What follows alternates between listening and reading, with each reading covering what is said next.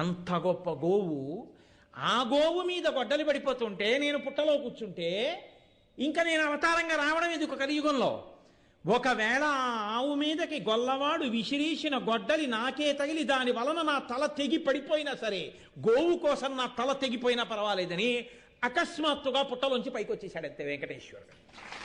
వచ్చేయగానే ఆ గొడ్డలి వెళ్ళి ఆయన తలకి తగిలింది.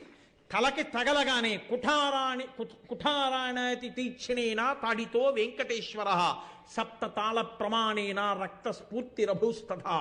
ఆయన దివ్యమైనటువంటి తలలోంచి 7 తాడి చెట్లంతెత్తు రక్తధార పైకి లేచింది.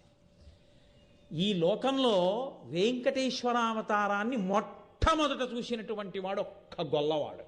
అందుకే ఇప్పటికీ సుప్రభాతం చదవగానే మొట్టమొదటి దర్శనం గొల్లే చేస్తాడు. సన్నిధి గొల్ల అని. అప్పుడు ఏ గొల్లవాడు చూశాడో ఆయన వంశీకులు